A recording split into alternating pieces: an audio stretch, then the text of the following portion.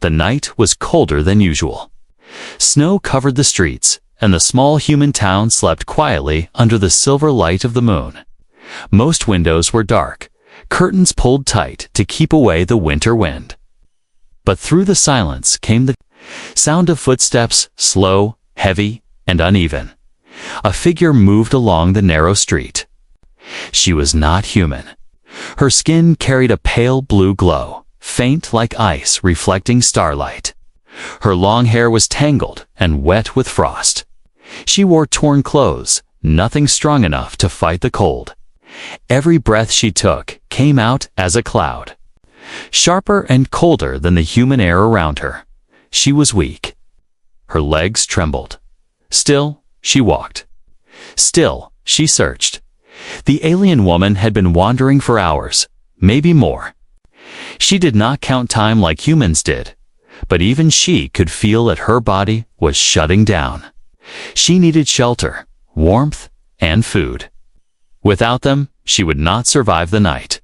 She reached a small house, its chimney spilling smoke into the sky. She stopped in front of the door and raised her hand. Her fingers were shaking, stiff from the frost.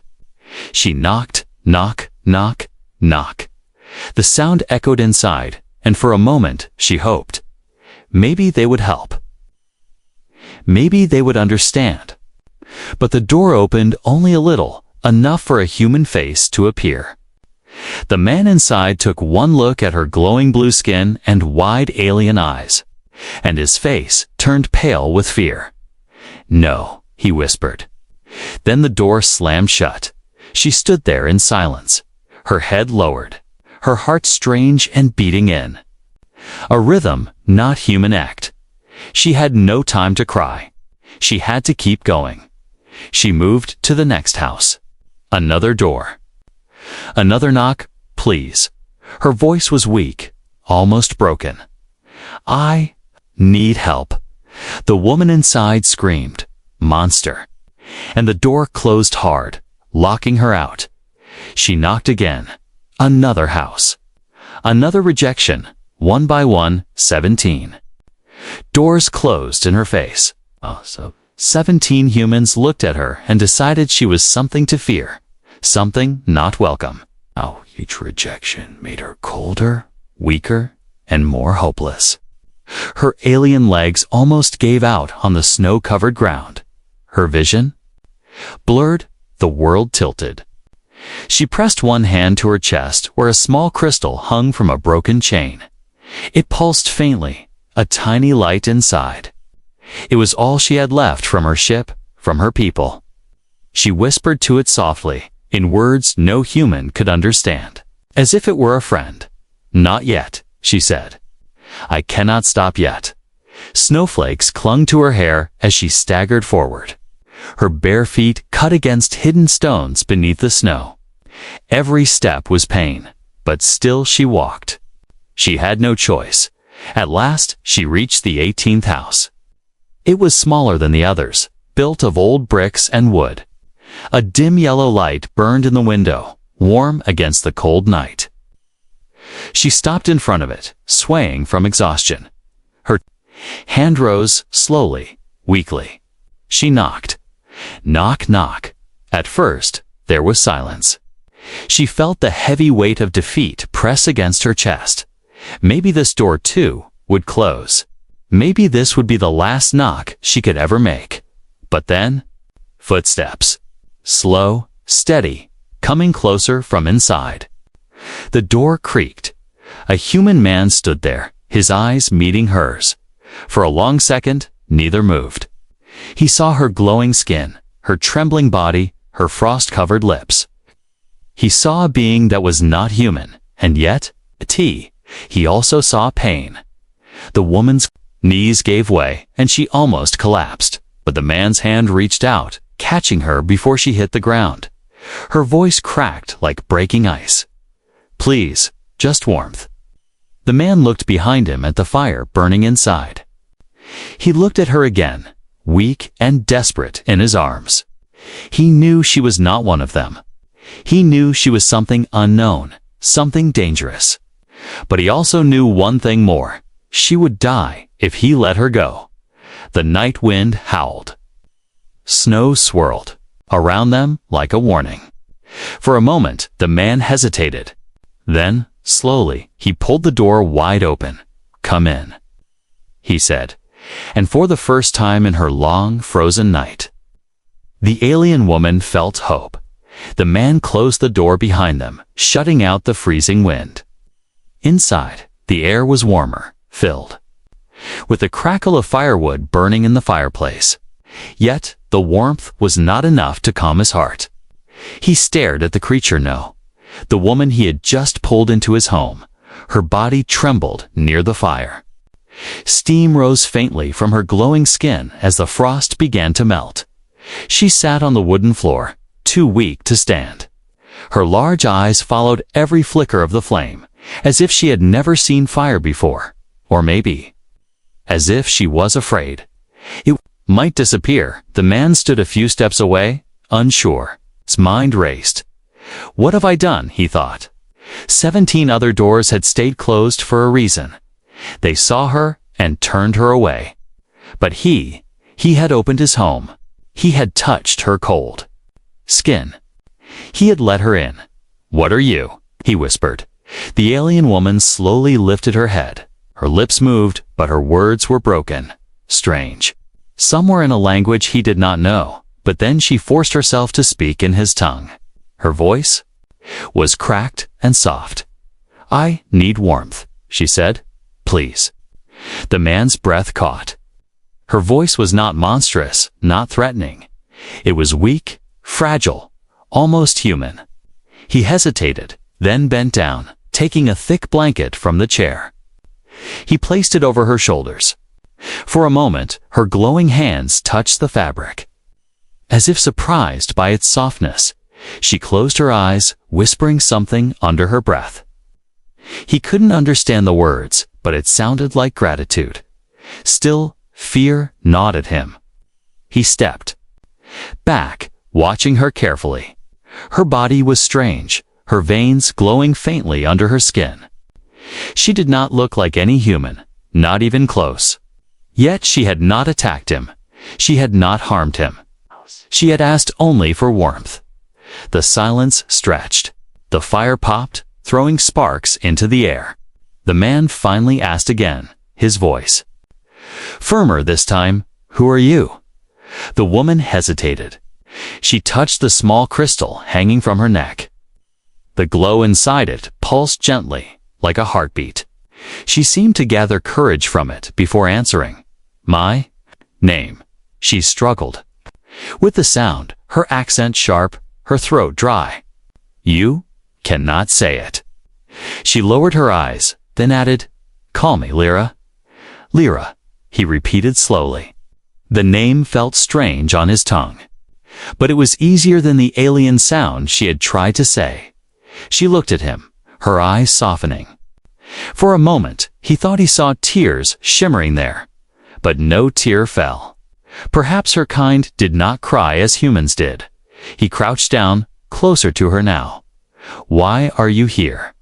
he asked. Lyra's eyes flickered toward the window, where the snow pressed against the glass. Her voice was quiet, heavy with sadness. "I am lost," she said. "My ship, broken. My people, far away. I, alone." Her words hit him harder than he expected. She was not just strange, not just different, she was stranded, abandoned on a world that was not hers. Alone in the cold, rejected by 17 doors. His chest tightened. He had seen that look before, not on aliens, but on humans. On people with nowhere to go, nowhere to belong. Lyra tried to stand, but her legs failed her. She collapsed to her knees, and he quickly reached out to catch her. For the second time, his hands touched her glowing skin. He expected pain, heat, or something unnatural. Instead, her skin was cold, freezing cold, as if ice lived inside her veins. She gasped softly at his touch, staring into his eyes. For a brief moment, neither of them moved. She, an alien, lost among humans. He, a man standing in his small home, caught between fear and compassion. Finally, he lifted her gently and placed her in the old chair near the fire. She shivered under the blanket, but slowly, color returned to her glowing skin. "You will not survive out there," he said, his voice low but steady. "The night will kill you." Her lips curved into a faint, tired smile. "Yes," she whispered. "That is why I knocked." 18. Doors, only you. Her words pierced him. Out of all the people in town, he had been the only one to open. The door, he wondered why. Was it bravery, foolishness, or something deeper, something human? The man sighed. He pulled up another chair and sat across from her. The silence returned, but this time it was different. Less fearful, more curious. He studied her face, her glowing veins, her fragile frame. Gosh. She studied him too, the rough lines on his hands, the tired look in his eyes. For a moment, they were no longer alien and human, but simply two beings sharing the same fire. Yet questions burned in his mind. If she was here, lost and alone, what did that mean for him, for the town, for the world? He could not answer yet. All he knew was that she was in his home now, and she was depending on him. Outside, the snowstorm grew stronger, winds howling like wolves in the night. The world outside was dangerous, hostile. But inside, in the small circle of firelight, something fragile had begun trust, and the man, though afraid, made his first real choice. He leaned forward and said, "You can stay here. At least until you are strong again." Lyra's eyes widened. For the first time, her voice carried more than weakness. Sit carried hope. "Thank you," she whispered. And as the fire burned, both of them knew this was not the end of their story. It was only the beginning. The fire crackled softly in the small house, its warmth filling the silence between the two strangers. Outside, the storm raged louder, snow hammering against the windows. But inside, the light danced over the alien woman's glowing skin. Lyra sat wrapped in the blanket, her body still shivering. The man watched her carefully from across the room, his mind full of questions. He had let her in, yes, but now what? Was he safe with her here? Was she safe with him? He poured hot water into a cup and slid it across the table. "Drink," he said simply. Lyra tilted her head, studying the steam curling upward. Slowly, with trembling hands, she lifted the cup. She touched the rim to her lips, but the taste was strange. Her face tightened, her body rejecting the warmth. She lowered it, shaking. Her head, "I cannot," she whispered. The man frowned, but said nothing. Instead, he cut a piece of bread from the loaf on his table. He offered it to her. She took it, examined the rough surface, and then tried a small bite. The moment the bread touched her tongue, her throat closed. She coughed hard, pushing the piece away. Her eyes lowered, ashamed. "Not for me," she said softly. For a long time, neither spoke. The fire hissed, the storm howled, and the man realized this creature could not even eat what humans ate. How would she survive here? Lyra's hand moved to her chest. From beneath the blanket, she pulled out the small glowing crystal. It shimmered. Faintly, its light pulsing like a heartbeat. She held it carefully, as though it were more precious than life itself. The man leaned forward, curiosity burning. "What is that?" She looked at him, her alien eyes deep and unreadable. For a moment, she seemed unsure if she should answer. But then she placed the crystal gently on the table between them. "This," she said slowly, "is home." He frowned. "Home." She nodded. Her fingers brushed the surface of the crystal. "It holds memory. Voice of my people. Power. For my ship, without this, I am nothing." The glow flickered weakly, as though the crystal itself was dying. Her face tightened, and she pulled it close again, pressing it against her chest.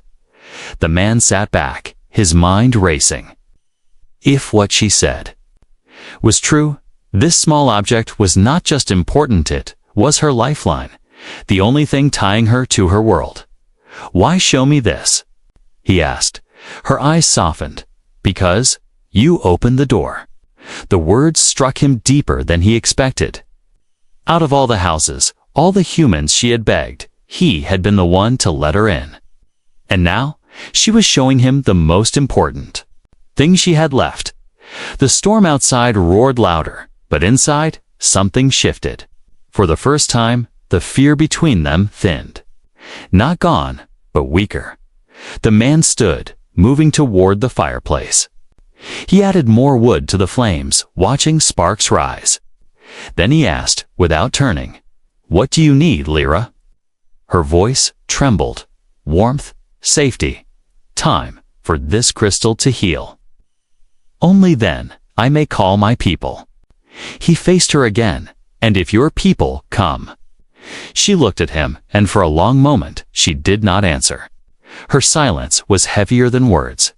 Finally, she whispered, "Then I leave, and you never see me again." The man's chest tightened. At the thought, why? He didn't know.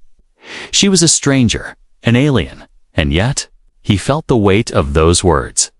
He sat down again, his voice firm now. "Until then, you stay here.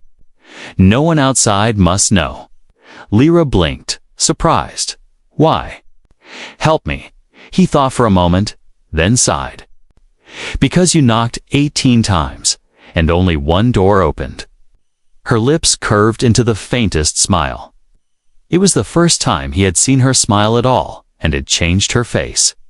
She looked less like something strange, more like someone lost. For the first time, the firelight seemed to warm not just their bodies, but the space between them.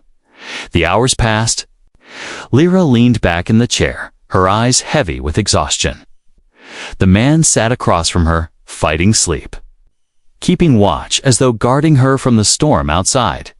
When she finally drifted into sleep, the crystal, resting against her chest, glowed a little brighter, as if it too had found comfort. The man whispered to himself, almost too soft to hear, "What have I brought into my home?" But deep inside, he knew the answer. Not a monster, not an enemy, something else. That could change everything. Outside, the storm screamed across the land. But inside, in the flicker of fire and trust, the first fragile connection had been made. The morning came quietly. The storm had passed, leaving the small town buried under heavy snow. Sunlight spilled through the window of the old house, painting golden lines across the floor. Inside, the man sat in silence, watching the alien woman who still rested in his chair. Lyra stirred slowly, her glowing skin dim in the daylight. Her eyes opened, and for a moment she looked confused, as if she had forgotten where she was. Then she saw the fire, the blanket around her, and finally the man. He had been awake for hours, waiting. His mind was full of questions, heavy questions that could no longer stay inside. "Who are you really?" he asked at last, his voice steady. "And why are you here?" Lyra blinked, her lips parting as though she wanted to speak, but could not find the words. Her hand went instinctively to the crystal hanging from her chest. She held it tightly, as if drawing courage from its faint glow. The man leaned forward. "If I'm going to keep you here, if I'm going to protect you, I need the truth." For a long moment, only the sound of the fire filled the room. Then, finally, Lyra's voice broke the silence. "My ship crashed," she said softly, each word careful and heavy. "Far from here. I escaped. The others did not." The man's eyes narrowed. "Others? There were more like you." She nodded slowly, pain flickering across her face. "Yes, my crew. My family, gone." Her voice cracked. I ran. The cold night almost killed me. The doors closed. All of them, until you. The man's chest tightened. He could see the weight in her eyes, the weight of loss. It was not just survival she carried. It was grief. He asked quietly, "Why did you come here?" "Why Earth?" Lyra's gaze lifted, meeting his. Her eyes shimmered, full of something ancient and endless. "We search," she whispered. "We travel to learn, to see who lives in the stars. We do not come to fight." The man frowned. "Then why hide? Why not show yourself to everyone?" She shook her head quickly, her hair falling over her face. "Humans are not ready." I knocked on 17 doors. Fear is what I saw. Fear. And hate. Her voice grew sharper, full of sorrow. "If they find me, they will not help. They will cage me, study me, destroy me." Her words struck like thunder in his mind. He wanted to deny it, to tell her she was wrong. But deep inside, he knew she was right. He had seen fear in the eyes of his neighbors. Fear of anything different, anything unknown. Lyra lowered her voice, almost a whisper. "That is why. You must not tell anyone. No one must know." The man leaned back in his chair, rubbing his temples. The weight of her secret pressed heavy on his shoulders. If what she said was true, then he was hiding something far bigger than he had ever imagined. But there was more he needed to understand. He pointed at the crystal. "That thing? What is it really?" Her fingers tightened around it protectively. "It is a core. Memory, power, connection. If it heals, I can call my people. They will find me. And if they come..." His voice carried a sharp edge now. "What will they do? Will they hurt us?" Lyra's eyes widened, hurt by the question. "No," she said firmly. "We are not conquerors. We are seekers. We only wish to return. To go home." He searched her face for any sign of a lie, but all he saw was truth and exhaustion. She had nothing left but this crystal, and the hope that her people might one day hear her call. Silence fell again, heavy and long. The man stood, pacing the small room. His heart raced. He had taken her in without knowing any of this. And now? Now he carried a choice heavier than any he had ever faced. If he helped her, he risked everything: his life, his freedom, maybe even the safety of his town. But if he turned her away, if he exposed her, she would not last a day. His steps slowed. He looked at her, small and fragile in his chair, clutching the crystal as though it were her very soul. She was not a monster. She was not an invader. She was a lost traveler, stranded in a world that had no place for her. Finally, he spoke, his voice firm. "I will keep your secret, but you must tell me everything. No more hiding. No more half-truths." Lyra studied him for a long moment. Then she nodded slowly. "Yes, I will tell. I will trust." For the first time, the tension between them eased. Something unseen passed across the small space on understanding. Fragile, but real. The man sat again, his voice softer now. "Then we begin with this. My name is Daniel." Lyra repeated it, her accent bending the sound. "Don Eel." She tilted her head, as if testing the shape of it. A faint smile touched her lips, and for the first time, Daniel smiled back. But outside, beyond the quiet house and the fragile trust they had built, the world moved on. Tracks in the snow led to his door, left by Lyra's desperate journey through the night. Someone might follow them. Someone might ask questions. The truth had been revealed inside the house. But outside, danger was drawing closer. Night fell again. The town lay silent under thick snow, every rooftop buried in white. But inside Daniel's small house, the fire still burned.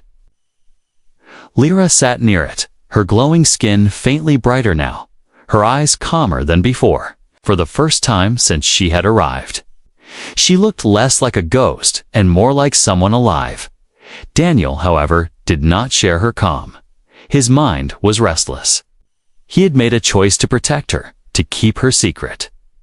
But he knew secrets never stayed hidden forever, especially not in a town where everyone watched each other. And soon his fear came true. It began with a sound. It's faint, distant, but sharp enough to cut through the storm outside. The growl of an engine, tires crunching over ice. Daniel froze. Listening, Lyra's head lifted, her alien eyes narrowing. She sensed it too. The sound grew louder. More than one engine now, vehicles moving through the snow, heavy and deliberate. Not the sound of neighbors, not the sound of friends. Daniel's heart sank. He moved quickly to the window, pushing the curtain aside just enough to see. Headlights cut through the night, crawling slowly along the street. Dark shapes moved beside them, men with flashlights, scanning the ground. Tracks. Daniel's single quotes, S. Breath caught, Lyra's footprints. The trail she had left behind before reaching his house. He turned sharply to her. "They're looking," he whispered. "They're following your path." Lyra's hand clutched her crystal tightly. Her voice trembled. "If they find me," she didn't finish the sentence. She didn't need to. Daniel already knew what would happen. He shut the curtain fast. His heart pounded. These were not just curious neighbors. The vehicles were black, with markings on the sides he couldn't see clearly. Military? Government. Hunters. Whoever they were organized and they were searching. The knock on the first 17 doors had not gone unnoticed. Someone must have told. Someone must have whispered about this strange woman in the night. And now they were.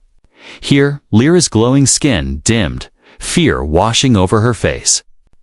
"They will not help me," she whispered. "They will take me, study me, kill me." Daniel grabbed his coat, his voice firm, though his hands shook. "Then they won't find you. Not while you're here." She looked at him, confusion in her eyes. "Why? Why risk for me?" Daniel paused only for a second before answering. "Because you knocked, and because I opened." The engines outside slowed. Light swept across the street, searching. Daniel moved quickly, dousing the fire until only embers remained. The house fell into shadows, hidden from sight. He turned to Lyra. "Upstairs. Move quietly." She obeyed, though her steps were weak.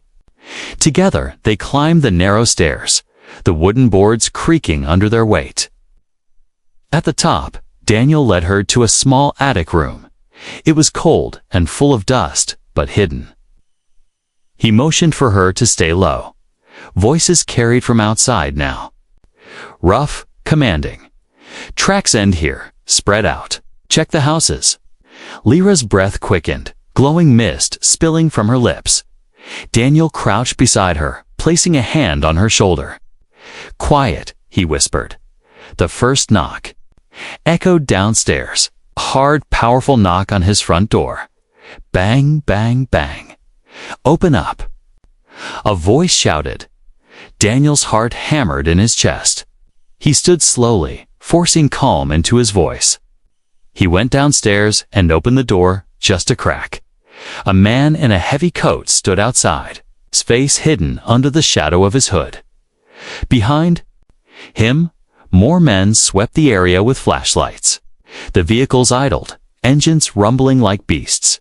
"Evening," Daniel said carefully. The man's eyes were sharp, searching. "Strange reports in this area," he said flatly. "People claiming they saw something unusual. You see anything?" Daniel shook his head slowly. "Just snow and silence. Nothing else." The man studied him for a long moment. Then his gaze shifted past Daniel into the dark house. Daniel's stomach twisted. He forced a casual tone. "You want to come in? Warm up a bit. Storm's not easy out here." But the man only narrowed his eyes. "No need. Stay inside. If you see anything unusual, anything at all, you tell us." Daniel nodded quickly. "Of course." The man stepped back, signaling his men. "Keep moving," he ordered. One by one, the flashlights drifted away. The vehicles growled as they rolled further down the street. Searching for signs, Daniel closed the door softly, locking it tight. His hands were trembling, his breath shallow. He stood in silence until the engines faded into the distance. Then, he rushed upstairs. Lyra was curled in the corner of the attic, clutching her crystal, her glowing eyes wide with fear. When she saw him, her body tensed as if ready to flee. "They're gone," he whispered. Her shoulders dropped, relief flooding her face. She whispered something in her own tongue, words Daniel couldn't understand but knew carried deep meaning. He crouched in front of her. "They'll be back," he said firmly. "They won't stop until they find you." Lyra looked down, her voice small. "Then I bring danger to you." Daniel shook his head. "No, you didn't bring danger. Fear did. Fear of what they don't understand." He touched the blanket around her shoulders. "But I won't give you up. Not now. Not ever." Eyes widened, shining with something more than fear now. Trust. Outside, the night was no longer silent. The threat had come, and it would return. But inside, two strangers sat close together in the shadows, bound not by fear, but by a fragile choice to trust. And Daniel knew, from this night onward, his life would never be the same. The night stretched. Long after the searchers left, Daniel sat by the window, staring into the darkness, his ears straining for the sound of returning engines. The snow glistened under the moonlight, hiding the tracks that had led those men to his home. For now, the danger had passed, but not forever. Behind him, in the attic's dim light, Lyra sat quietly. Her hands clutched the glowing crystal against her chest, her breath slow but unsteady. Though her body had grown stronger since the night she first knocked on his door, her spirit seemed heavy. She knew what he knew. The men would return. Daniel turned from the window at last. His eyes met hers. "We can't stay here," he said firmly. Her brow furrowed. "Leave." He nodded. "They'll search again. And when they do, they'll search harder. They'll come inside. They'll find you." Lyra's glowing eyes flickered with fear. "Where will we go?" Daniel hesitated. His world had always been simple. Work, home, the small town where nothing ever changed. Now he was planning an escape with an alien woman he had known for only 2 nights. The thought should have terrified him, but it didn't. Not anymore. "There's a place," he said slowly. "An old cabin in the woods, miles from here. No one uses it. It's hidden. If we can reach it, you'll be safe." Silence fell between them. Lyra studied him carefully, her alien gaze deep and unreadable. Finally, she asked the question that hung in the air like a blade. "Why do this for me?" Daniel sat down across from her, the wooden floor cold beneath him. He searched for words, but found only the truth. "Because you trusted me. You showed me what you carry. You didn't have to. And because," he paused, his voice softer now, "because I can't be the 18th door that closes on you." Her eyes widened slightly. She looked away, her lips trembling. For a long time, she said nothing. Then, in a voice almost broken, she whispered, "I have lost everything. My ship, my crew, my people. I have only this."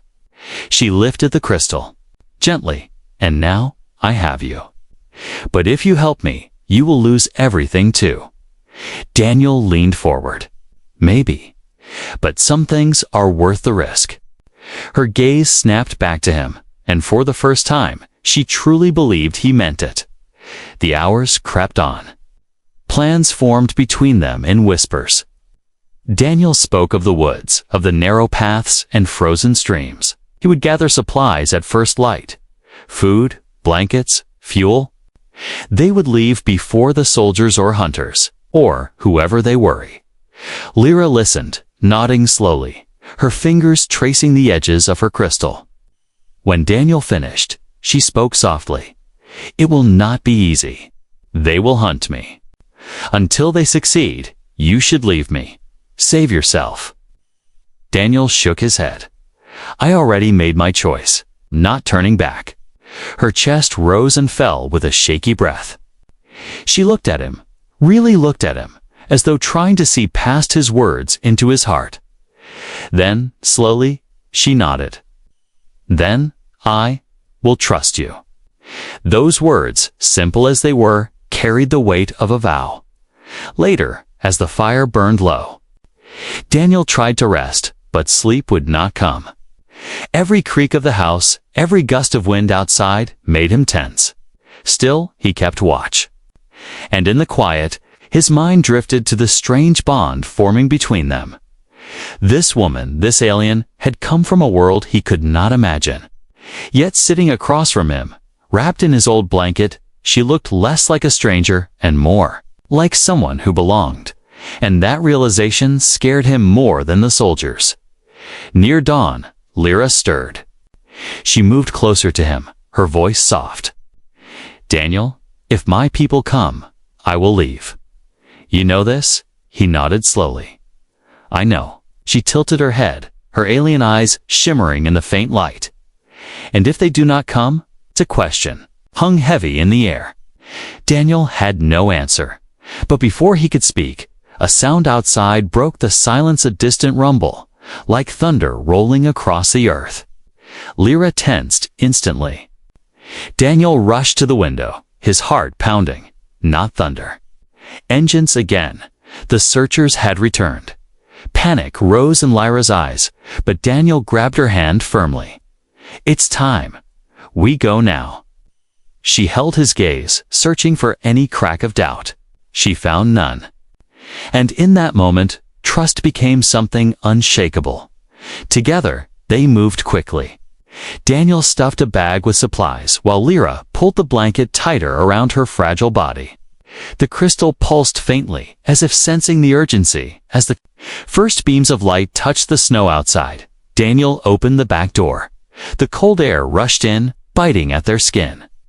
The engines rumbled closer, voices carried on the wind. Lyra clutched his arm. Her voice was barely a whisper. "If they catch me, they will take you too." Daniel looked at her, his jaw set. "Then we run faster." And with that, they stepped into the snow together, two figures against the vast, hostile world. The hunt had begun. The forest was quiet, but not safe. Daniel and Lyra moved through the snow, their breath coming in clouds, their footsteps muffled by the frozen ground. Behind them, the distant sound of engines echoed, sometimes fading, sometimes growing louder. The hunters had not given up. Every branch snapped like a warning. Every shadow felt alive.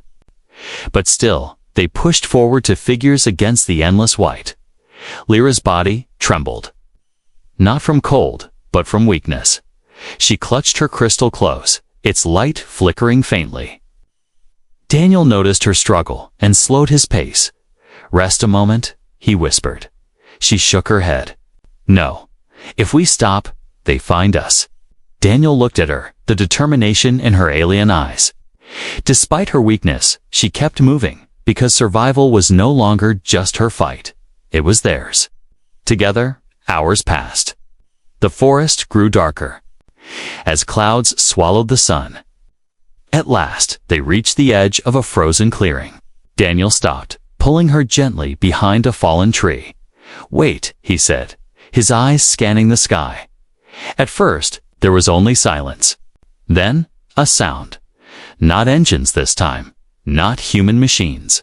A low, resonant hum, deep and strange. It made the air vibrate, the snow tremble. Lyra's head snapped upward, her eyes wide. The crystal in her hands glowed brighter than ever before.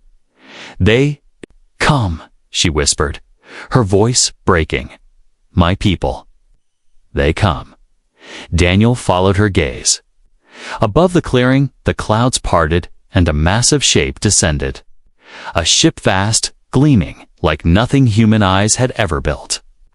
Lights rippled across its surface, casting silver shadows on the snow. Daniel's heart pounded. It was beautiful and terrifying. Lyra stumbled forward, her strength failing as the crystal pulsed harder, answering the call of the ship. She dropped to her knees, holding it high. The glow connected with the lights above, a silent signal, a bridge across worlds. The hum grew louder. A beam of soft light fell from the ship, wrapping around her like a cocoon. Her body lifted slightly, as if the sky itself reached down to carry her home. Daniel rushed to her side, his hand catching hers before she rose. Her glowing eyes met his. For a moment, the world around them disappeared. The snow, the danger, the hunters. Only they existed. "I must go," she said softly. His throat tightened. "I know." She pressed the crystal into his hand. For the first time since he had seen her, she let it go. The glow dimmed, but it did not die. "Keep this," she whispered.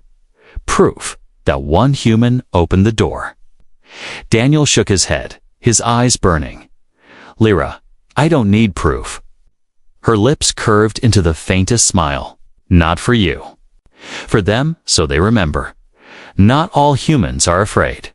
Her body rose higher in the beam of light. Daniel's grip slipped from hers until only their fingertips touched. Then even that connection broke. He stood frozen as she ascended, the ship pulling her gently into its hold. The hum grew softer, the beam vanished, and the clouds closed again. In seconds, the sky was empty, silent, as if nothing had ever been there. But she was gone. Daniel dropped to his knees in the snow. The crystal clutched tightly in his hands. Its faint glow pulsed against his skin, like a heartbeat that was not. His own behind him, engines roared. Voices shouted. The hunters had reached the clearing, but they were too late. All they found was a man kneeling in the snow, holding a small stone that glowed faintly in the night. They searched the sky, cursed, shouted orders. But Daniel did not move. His eyes stayed fixed on the heavens, waiting, hoping for one more glimpse of light. At last, the hunters left, their engines fading into the distance. Silence returned. Daniel remained in the snow until dawn. Only when the first rays of sunlight touched the crystal did he rise. He slipped it into his pocket and walked back through the forest, alone. Yet he was not the same man who had once lived quietly in a small town. He carried something more now, a memory, a promise, and a secret too large for the world to know. Every night afterward, Daniel stood outside his house, staring at the stars. He searched the sky for the hum, for the light, for her. And though she was gone, the crystal glowed faintly in his hand, as if whispering. One day, and somewhere across the vastness of space, Lyra whispered the same words to her people. One human opened the door.